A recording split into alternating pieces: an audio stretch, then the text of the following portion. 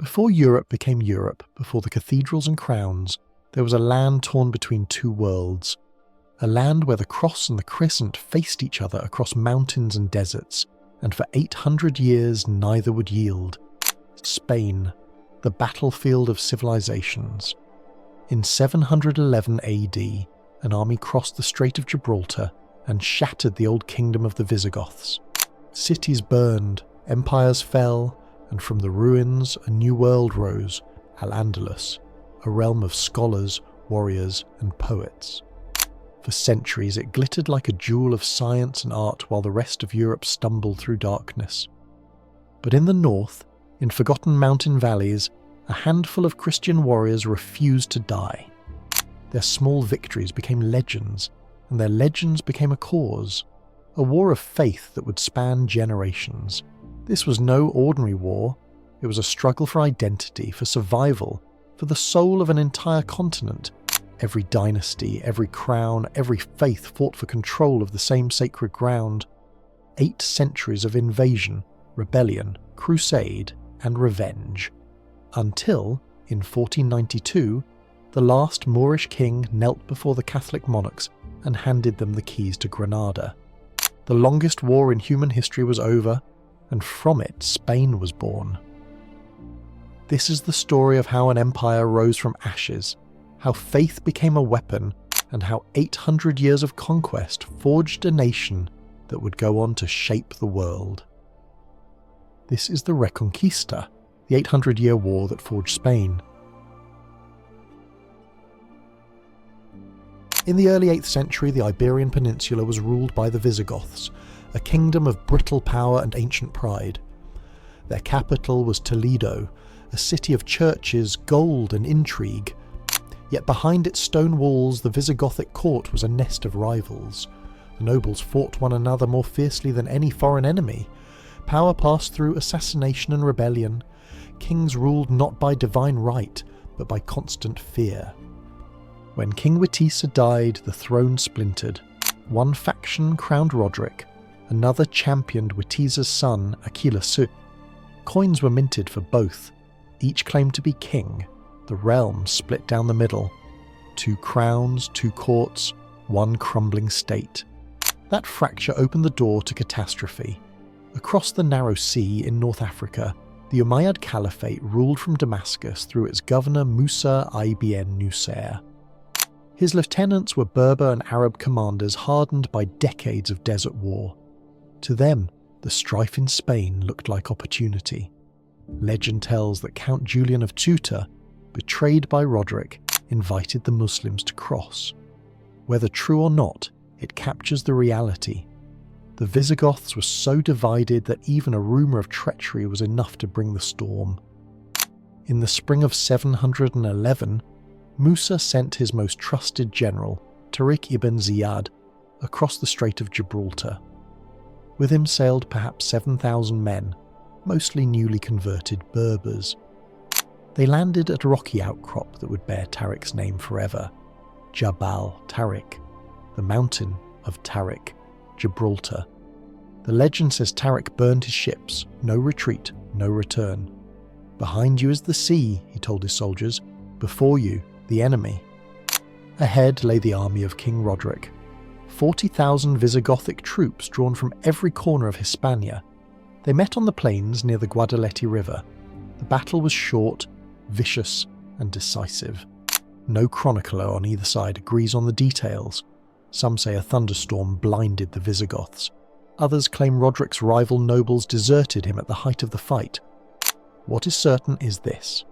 By nightfall, the Visigothic army ceased to exist.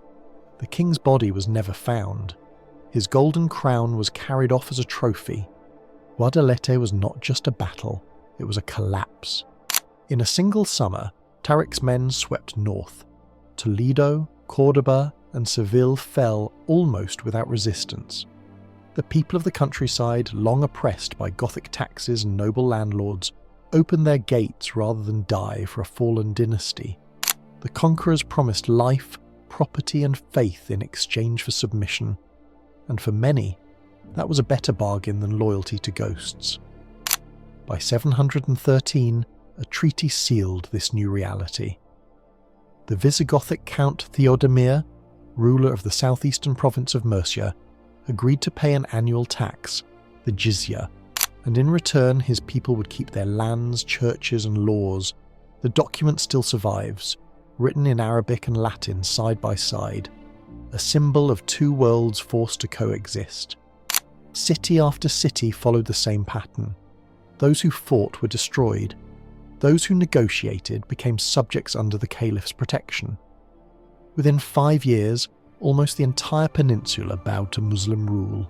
The new province was called Al-Andalus, the land of the Vandals, a poetic echo of the tribes that had once crossed its plains. Its governors built mosques, minted coins, and collected taxes for Damascus. Yet even in victory, the seeds of future kingdoms were sown. The conquerors were not one people. They were Arabs and Berbers, soldiers of different tongues and rival loyalties. Their unity lasted only as long as the next campaign. By 714, Tariq's superior, Musa ibn Nusair, arrived with 18,000 Arab reinforcements. He marched through the peninsula, taking Merida, Zaragoza and Lleida, while Tariq pressed north toward the Pyrenees. Their armies met in triumph near Toledo, a city they turned into the staging ground for expansion beyond Iberia. The Muslim forces even crossed into southern Gaul and clashed with Frankish lords before being turned back by Charles Martel. Behind them, a new world was forming. In the ruins of Visigothic rule, Al-Andalus began to glow. The old Gothic nobles who survived often converted or served as administrators. The rural population paid taxes and tilled the same land as before, only under new masters. A network of treaties replaced slaughter with structure. Roads reopened, merchants returned, and in Córdoba, a provincial capital rose that would one day rival any city of the Mediterranean. But even as the crescent banners flew across Hispania, resistance smouldered in the north. Beyond the easy farmlands, the mountains of Asturias were another world, cold, wet, and defiant. There, scattered Visigothic refugees and local warriors gathered around a minor noble named Pelayo. Their numbers were tiny. Their purpose was survival. In 718, they fought the first small clash of the Reconquista, the Battle of Covadonga. The chronicles of later centuries turned it into legend, a miracle of divine favour, but at the time it was little more than a skirmish. The Umayyads, stretched thin, dismissed them as 30 wild donkeys. Yet Pelayo's victory, however modest, meant one thing: Muslim control was not absolute. That small ember would one day ignite a fire that burned for 8 centuries. While Pelayo carved out his refuge, Al-Andalus entered its first golden decade. The Arabs and Berbers who had crossed from Africa began to quarrel, but their rulers maintained order through diplomacy and fear. Taxes flowed south to the caliph in Damascus. Converts multiplied. Churches became mosques, but most Christians remained, now paying the jizya for the right to worship. Jewish communities, long marginalised under the Visigoths, found new favour as administrators and translators. The landscape itself began to change. New irrigation systems turned arid fields into orchards of citrus and olives. Arabic words like asequia and alqueria, the irrigation ditch and the farmstead, entered the local tongue. The architecture of Hispania shifted from the heavy stone of Gothic fortresses to the graceful arches and courtyards of the east. Yet far away in 750 AD, a new earthquake shook the Islamic world. The Abbasids rose up in revolution and slaughtered the Umayyads. The dynasty that had conquered Spain was wiped out, except for one. A young prince named Abd al-Rahman escaped the massacre. He fled across deserts and seas, hunted by assassins, until he reached the distant, half-forgotten province of Al-Andalus.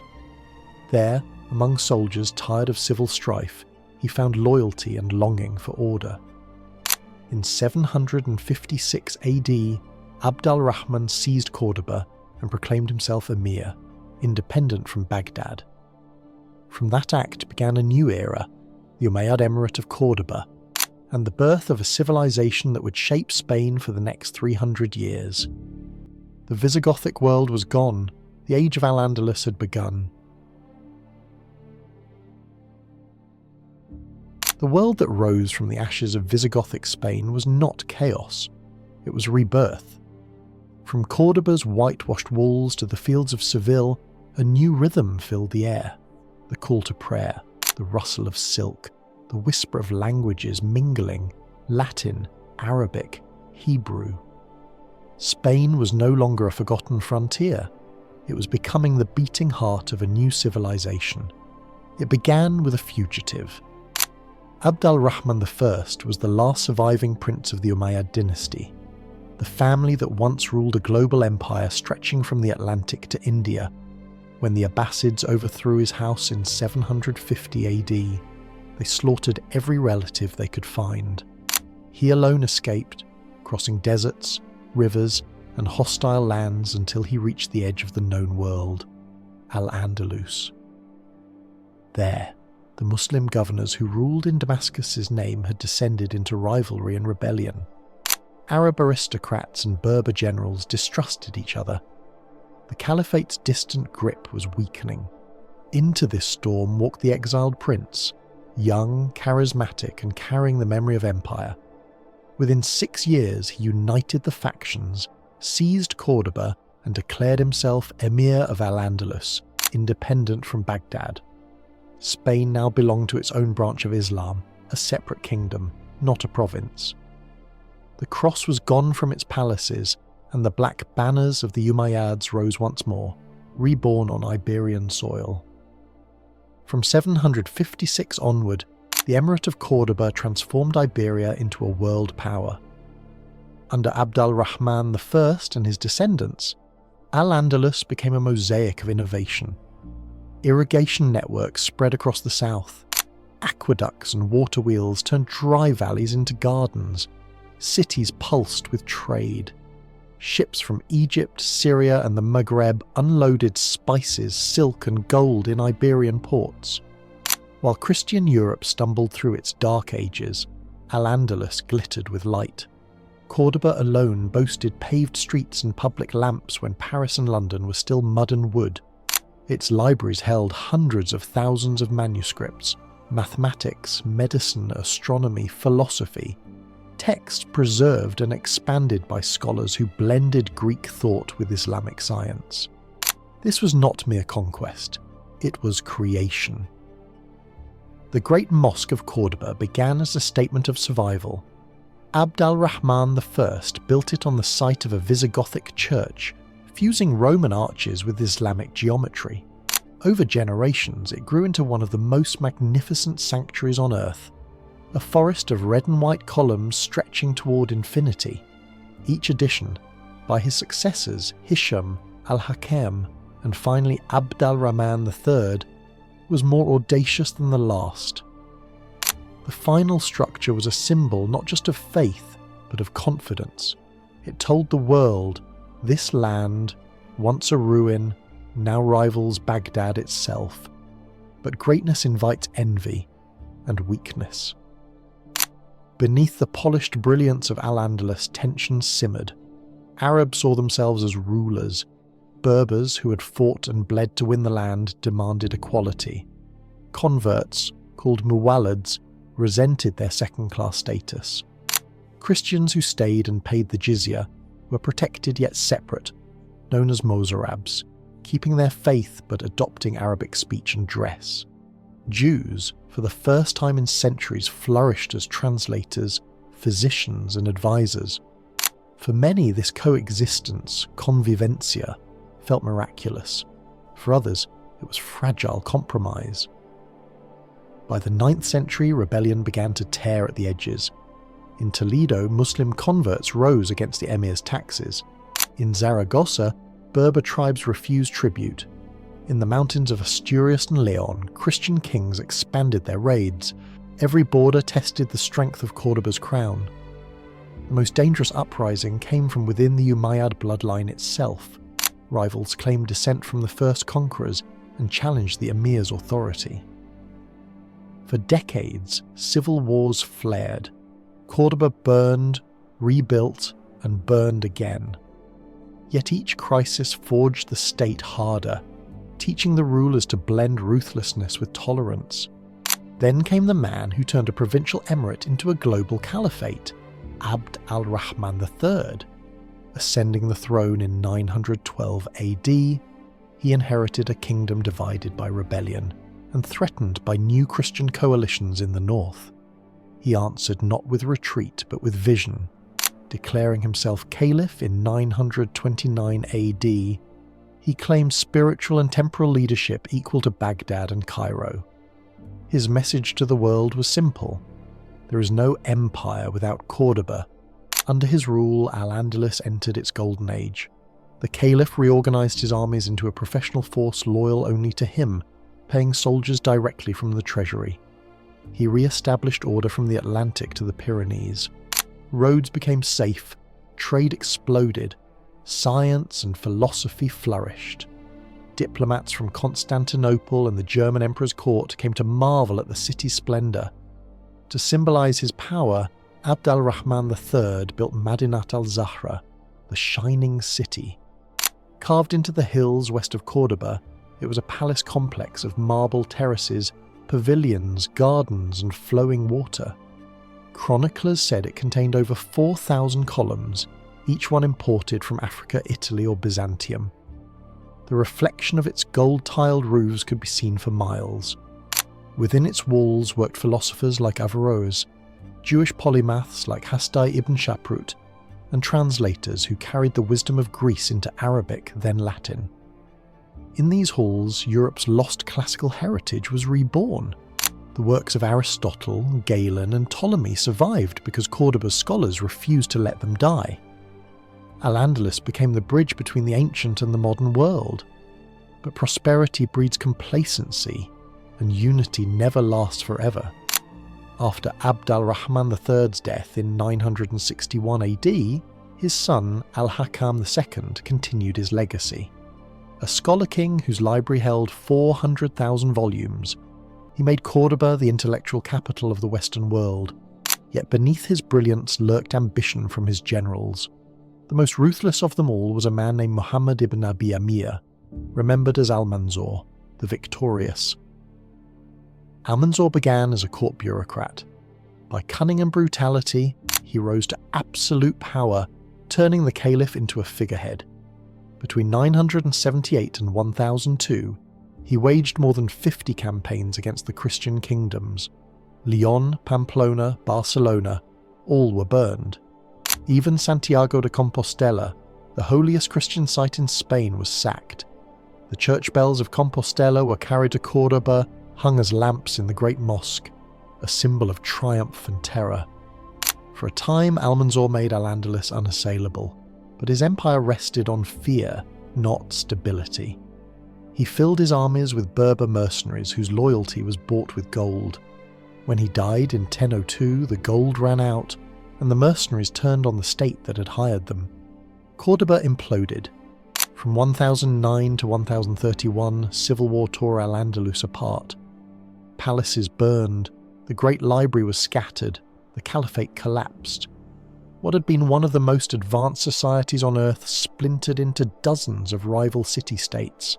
The taifas of Seville, Toledo, Zaragoza, and Granada. The age of unity was over, and in the mountains to the north, Christian kings watched with hungry eyes. The centuries-old dream of reconquest, once a whisper in the hills of Asturias, was awakening again. The fall of Cordoba was not the end of Al-Andalus, it was its fragmentation. The great caliphate that had once ruled a united land from the Atlantic to the Ebro was gone. In its place rose a shattered mirror of power. Dozens of rival Muslim city-states known as taifas. Each was brilliant, cultured, and doomed. Seville, Toledo, Zaragoza, Granada. Each emir ruled his piece of the broken world like a jeweled fragment of a lost crown. They competed not only in war, but in splendor. Poets, musicians, and architects found patronage in their courts. Minarets and gardens rose across the south, as though beauty itself could hold back decline.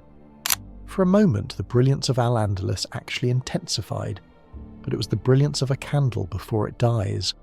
While these taifas fought one another, the north was changing. The Christian kingdoms, Leon, Castile, Navarre, Aragon and Portugal, had spent centuries in the shadow of the caliphate, but they had learned from it. They built stone fortresses using Moorish techniques.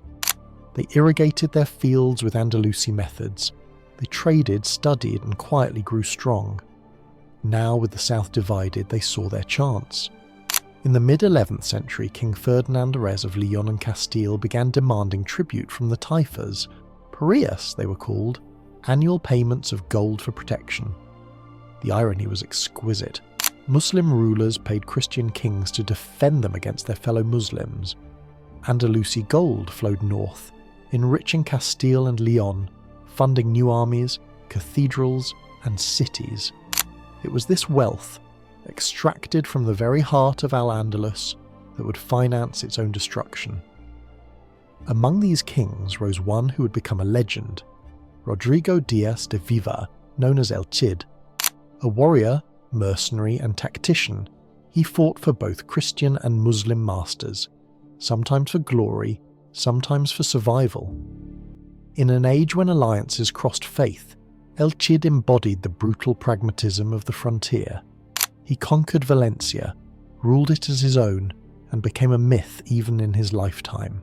A man of two worlds, Christian in heart, Moorish in strategy. His story would echo through Spanish culture for 1,000 years. But the balance was still delicate. In 1085, it shattered. King Alfonso VI of Castile captured Toledo, the old Visigothic capital and jewel of central Spain. Its fall was a psychological earthquake.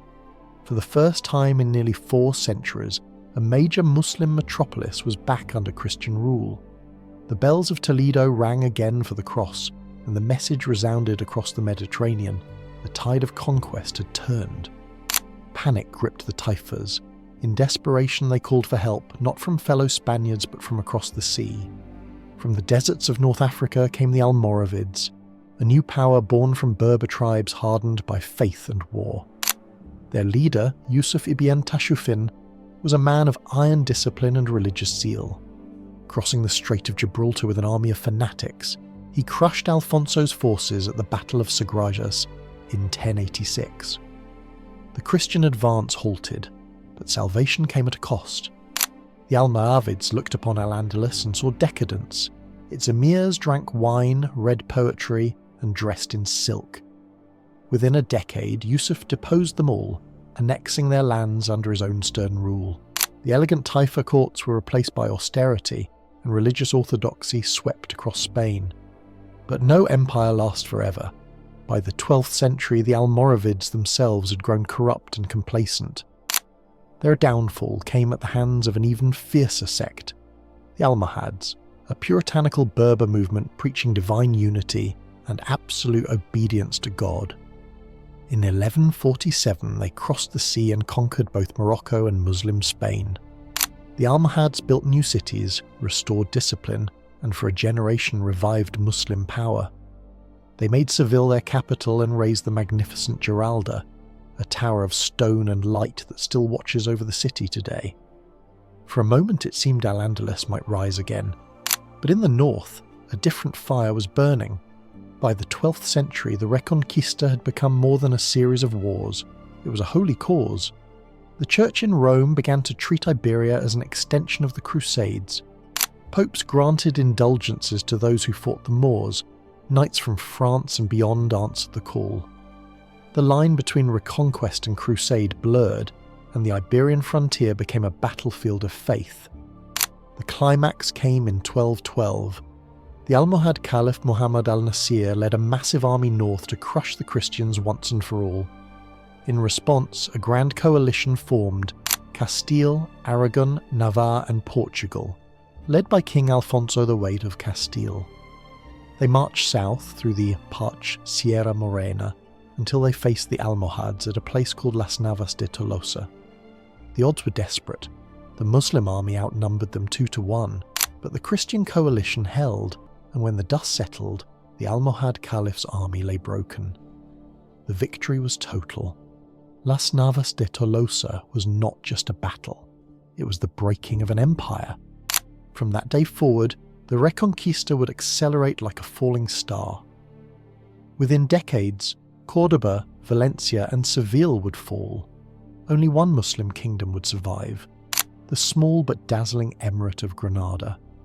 And while the Christian banners advanced south, their kings began dreaming of something even greater. Not just reconquest, but unification. After Las Navas de Tolosa, the ground beneath Iberia shifted forever. The Christian north no longer fought for survival. It fought for dominance. The long defensive centuries were over. Now came the age of conquest. The victory broke the power of the Almohad so completely that their empire disintegrated within a generation. What had once been a vast caliphate was now a scattering of independent Muslim enclaves clinging to survival. The Christian kingdoms moved swiftly, devouring territory like wildfire. In the west, Portugal surged toward the Atlantic, seizing the Algarve by 1249 and securing its modern borders. In the east, Aragon pushed down the Mediterranean coast, conquering Valencia and the Balearic Islands. But it was Castile, vast, hungry and relentless, that became the spearhead of the Reconquista. Under King Ferdinand III, later canonized as San Fernando, Castile unleashed a campaign that would forever transform the map. Córdoba, once the proud capital of the Caliphate, fell in 1236. Its grand mosque, the spiritual heart of Al-Andalus, was consecrated as a cathedral. 12 years later, in 1248, after a grueling siege, Seville too surrendered. The city's massive mosque was converted into the Cathedral of Santa Maria, its minaret becoming the bell tower we now call La Giralda. In just a few decades, the dream that had burned in the mountains of Asturias was almost realized. Muslim Spain was gone, except for one last glittering fragment, the Nasrid Emirate of Granada. But before turning their swords south again, the Christian kings turned on one another. The new kingdoms of the Reconquista, Castile, Aragon, Portugal and Navarre, were born in fire, and each claimed the right to shape the destiny of Spain. Borders hardened, dynasties intermarried, and rivalries flared. The Wars of the Cross gave way to wars of crowns. Meanwhile, the conquered lands were repopulated. Christian settlers from the north poured into the valleys once held by the Moors, bringing their laws, language and faith. They built walled towns, villas, where Arabic names lingered on in echoes: Guadalajara, Albacete, La Mancha. Beneath the surface, the cultural DNA of Al-Andalus endured. Mudéjar craftsmen, Muslim artisans who remained under Christian rule, decorated new cathedrals and palaces with arabesques and mosaics. The very architecture of Christian Spain carried Islamic fingerprints. But coexistence was never simple. The ideal of convivencia, that fragile coexistence of Christians, Muslims and Jews, was cracking. Crusading zeal had hardened hearts. Jews who had once thrived in both Muslim and Christian lands now faced suspicion and persecution. Pogroms swept through Seville, Valencia and Barcelona. Synagogues were burned, thousands were forced to convert. Those who did became conversos, Christians in name but never in trust, watched closely by their neighbours and priests. Still, the energy of the Reconquista reshaped Europe. Spain's crusading orders, Santiago, Calatrava and Alcantara, became powerful military institutions, blending faith with feudal wealth. Castile and Aragon, bound by rivalry and blood, expanded not only over land but across the seas. Aragonese merchants dominated trade in the Mediterranean, ruling Sardinia and Sicily, while Castile's knights turned their eyes toward Africa. Yet one kingdom, Granada, defied them all. Protected by the Sierra Nevada's steep ridges and by clever diplomacy, the Nasrid dynasty turned its small state into a gem of survival. For over 2 centuries, Granada paid tribute to Castile, bought peace with gold and played Christian and Muslim powers against each other. It was a vassal kingdom and a sanctuary. When Seville fell, poets, architects and scholars fled there, carrying the last light of Andalusi culture. From their work rose a masterpiece, the Alhambra. Perched on the Sabica hill, the Alhambra was more than a fortress. It was a vision carved in red stone and water. Walls inscribed with Quranic verse shimmered with light. Courtyards flowed with fountains and orange trees. The Hall of the Ambassadors rose like a dream of paradise. It was a final, defiant declaration that even in decline, Al-Andalus could still create beauty that would outlast its conquerors. For the Christians, however, the Alhambra was not a marvel. It was a target. As the 14th century unfolded, the balance of power began to tilt once more. The Black Death ravaged Europe. Civil wars weakened both Castile and Aragon. Granada endured, paying tribute one year and raiding the next. But in the shadows, a new generation of Christian monarchs was preparing to unify the fractured peninsula. In the 15th century, two names would reshape destiny: Isabella of Castile and Ferdinand of Aragon. Their marriage in 1469 was not merely political, it was the culmination of 7 centuries of struggle. For the first time, Spain's two greatest crowns were joined under one vision: faith, unity, and power. They were young, ambitious, and relentless. Together they forged the concept of La España Católica, a single kingdom under one God. Granada's days were numbered. The stage was set for the final act. The war that would end 8 centuries of conflict, unite the peninsula, and forge the nation we now call Spain. By the late 1400s, Granada stood alone, small, glittering and surrounded. For more than 2 centuries, the Nasrid emirs had survived through cunning diplomacy, playing Castile and Aragon against one another. But the marriage of Isabella and Ferdinand in 1469 ended that fragile balance. Spain was now united in purpose, and its purpose was clear. The Reconquista's final war had begun. The Catholic monarchs, as they came to be called, ruled with a single mind and a single creed, unity through faith. To them, the conquest of Granada was not just a campaign, it was a sacred duty. The frontier between Christian and Muslim Spain was more than a border. It was a wound that had to be closed. Granada, though beautiful, was divided. Its ruling dynasty, the Nasrids, had long been torn by civil war.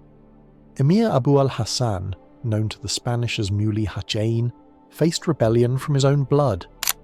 His son, Muhammad Sostasndi Abdil, rose against him, supported by rival factions within the court.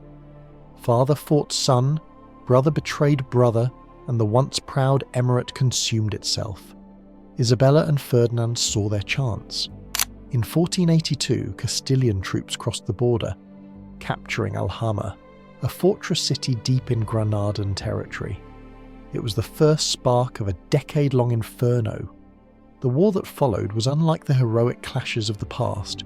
It was modern, relentless, and total. Ferdinand and Isabella commanded a new kind of army, disciplined, organised, and backed by immense resources. This was no feudal levy but a professional force, supplied by a national treasury, equipped with the cutting-edge weapon of the age, gunpowder artillery. For 10 long years they advanced methodically, fortress by fortress, valley by valley. Their strategy was cold and mathematical. Each year during the spring thaw, the armies of Castile and Aragon gathered, launched their campaigns, and withdrew only when winter returned. Granada's mountains echoed with cannon fire. The Muslim defenders fought with courage, but they were outnumbered, outgunned, and betrayed by their own divisions.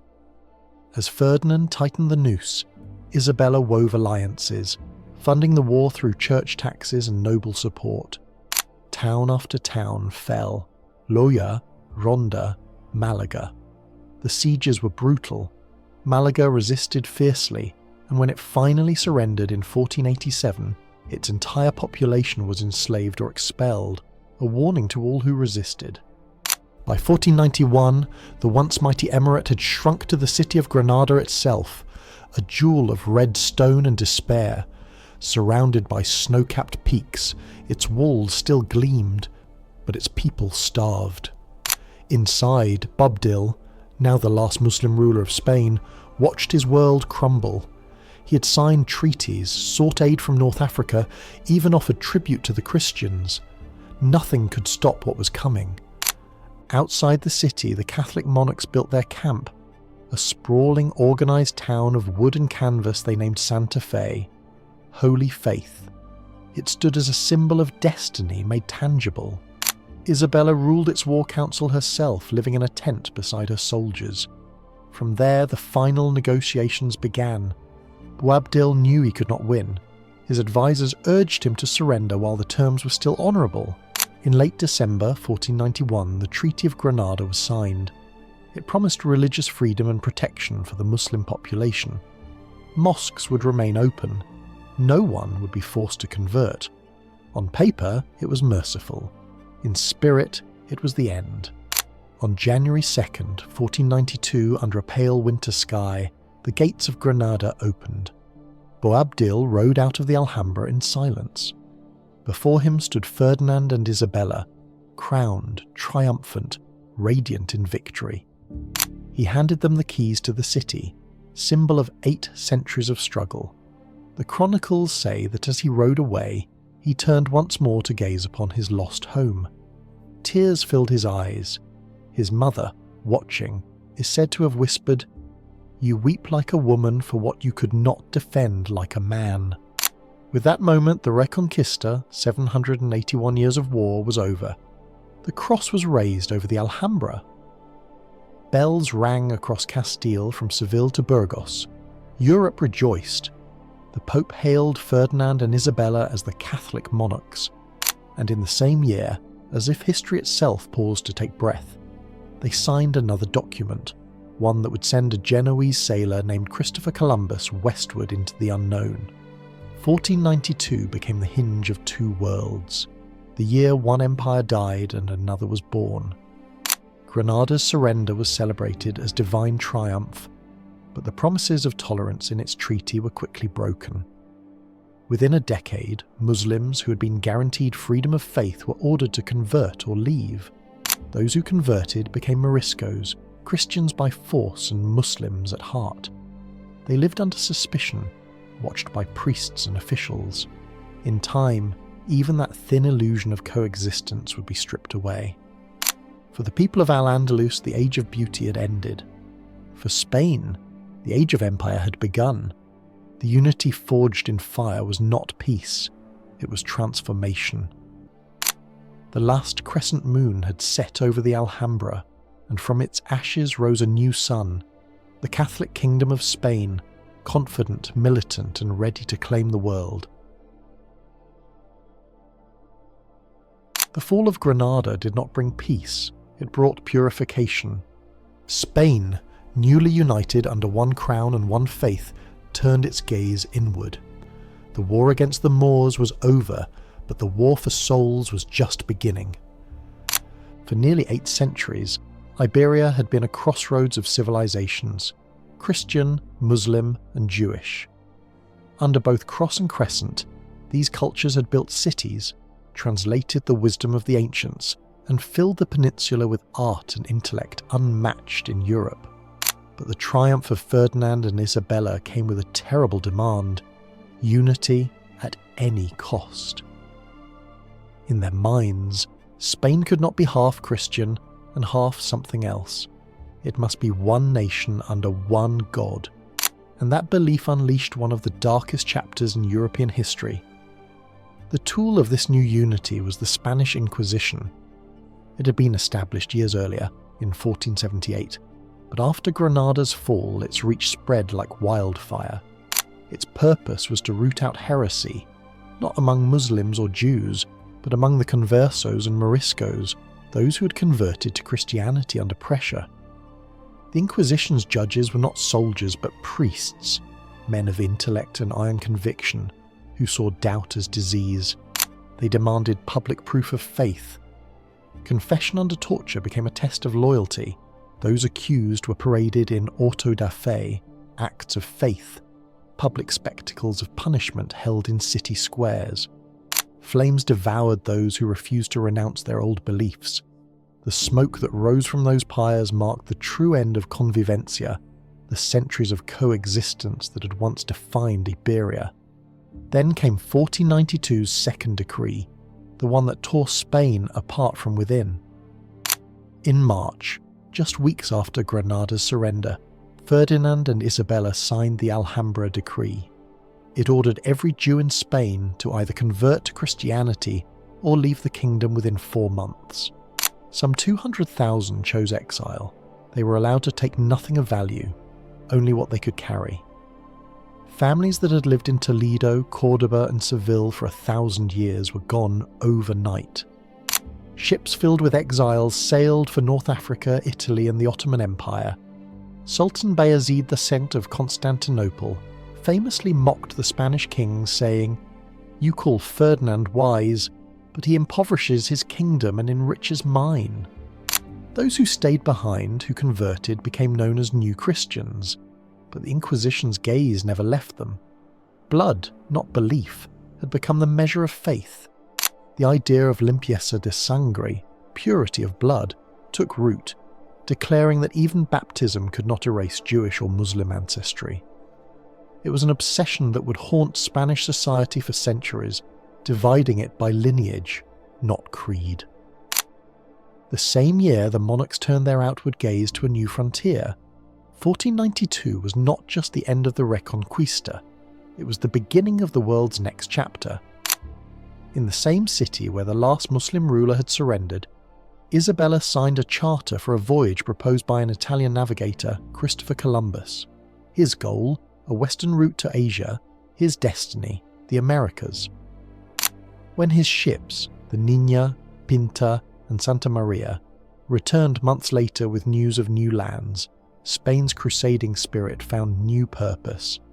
The same faith that had driven it to reclaim Iberia now fueled its expansion across the oceans. The warriors who had spent generations fighting Moors became conquistadors, soldiers of God on a global scale. The banner of Castile and Aragon flew in the Caribbean, Mexico and Peru. They carried crosses in one hand and swords in the other, convinced that they were spreading salvation. The Reconquista had not ended. It had simply changed continents. At home, the new Spain rose in splendour and cruelty. Granada's mosques became churches. Arabic books were burned in public squares. The sound of the adhan, the call to prayer, was silenced, replaced by church bells. Muslim converts, the Moriscos, were at first promised safety under the Treaty of Granada, but the promise did not last. By 1501, they too were ordered to convert or leave. 3 million Muslims eventually fled Spain over the following century. Those who stayed were marked, marginalised and monitored. The vibrant multi-ethnic tapestry that had once made Iberia unique was unmade thread by thread. Yet out of that destruction, a new identity was forged, fierce, confident and global. Ferdinand and Isabella's Spain was not merely a kingdom. It was the first empire of the modern age. Gold from the New World would soon pour into its coffers. Fleets would circle the globe. Missionaries would march across continents. And behind every triumph lay the same conviction that had driven the Reconquista, that faith and conquest were one. When Ferdinand died in 1516, he left behind a realm transformed, a nation born from 8 centuries of struggle, purified by fire and intoxicated by destiny. The Spain of cathedrals and caravels, of conquistadors and the cross had arrived. The Reconquista did not end with Granada's fall, it simply changed shape. What had begun as a battle for land became a struggle for identity, one that would define Spain for centuries. The new Spain that Ferdinand and Isabella left behind was powerful, united and devout, but also scarred. It had been built through war and purified through persecution. Every stone of its cathedrals, every note of its hymns carried the echo of that long crusade. The people who had fought for God now believed they were God's chosen nation. Their faith gave them purpose, their triumph gave them confidence, and their history gave them an unshakable belief that conquest itself was divine will. From that conviction was born the Spanish Empire. The soldiers who had once stormed Moorish castles now crossed oceans. Hernán Cortés in Mexico, Francisco Pizarro in Peru, and countless others, descendants of the Hidalgos and knights of the Reconquista, carried the cross and sword into the New World. They claimed they were saving souls, but their mission was also wealth, power, and glory. The Old War for Christendom became a global crusade. At home, the ideology of purity deepened. The Inquisition, once confined to rooting out heresy, now policed thought itself. In the 16th century, Spain became the beating heart of the Counter-Reformation, the Church's militant response to Protestantism. The same spirit that had expelled the Moors now fought Luther's followers, seeing in them another heresy to extinguish. And yet, beneath the surface of triumph, something was dying. The expulsion of Jews and Muslims had drained Spain of much of its intellectual and economic life. Skilled artisans, traders, doctors and scholars, gone. The irrigation systems the Moors had built fell into ruin. Fertile valleys turned to dust. The great universities of Al-Andalus were silent. The Spain that had once translated Aristotle and invented algebra now silenced curiosity in the name of faith. Still, the idea of a unified Catholic Spain burned bright. The empire stretched across continents, from Manila to Mexico City, but it was haunted by its past.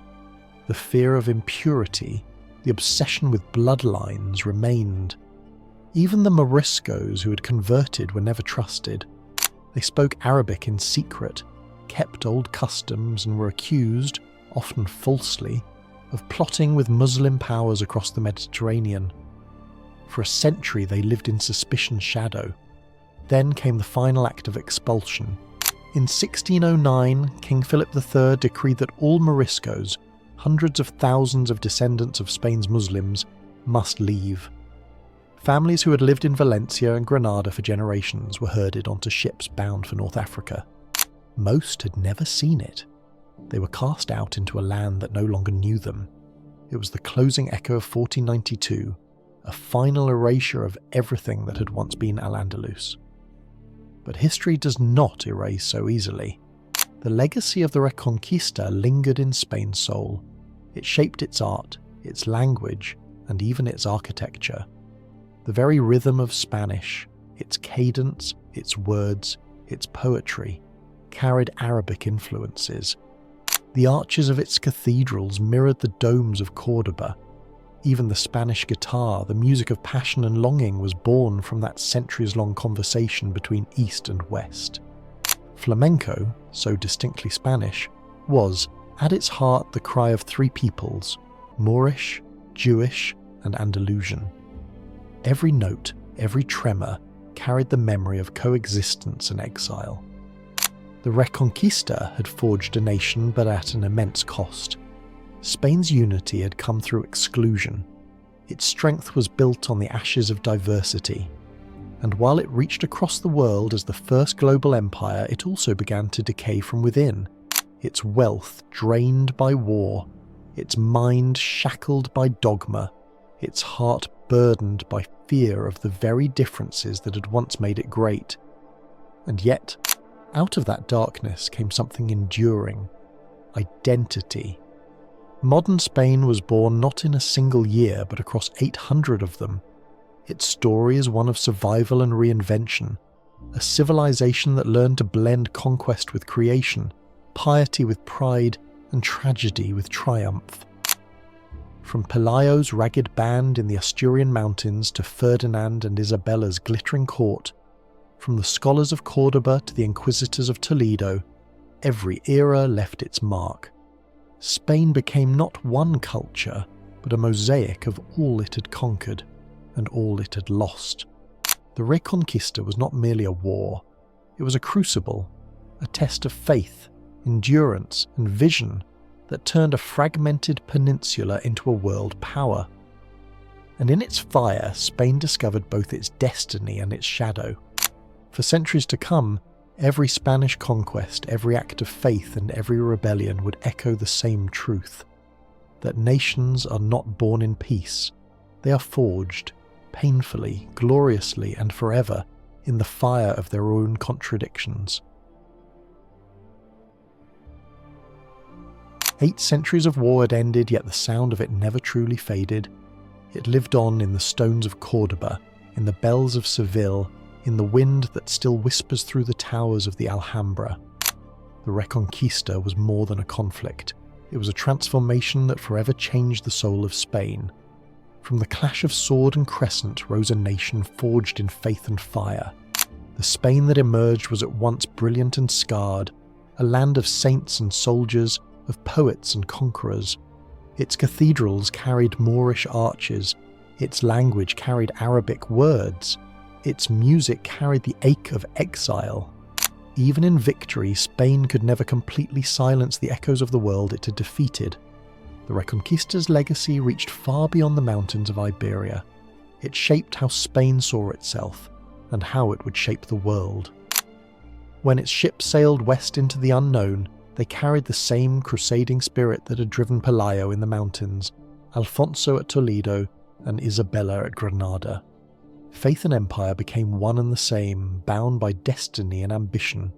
Yet in the silence that followed, the memory of Al-Andalus endured, reminding Spain, and all who came after, that greatness is never born from conquest alone, but from the fragile balance between what is gained and what is lost. From the first battle cry in the mist of Covadonga to the last sigh of the Moor in Granada, the Reconquista was not merely the story of Spain. It was the story of civilization, how war, belief, and memory can forge a nation that still carries the fire of its beginning in every heartbeat of its history. The Reconquista never truly ended. It lives wherever Spain remembers who it became and what it once was.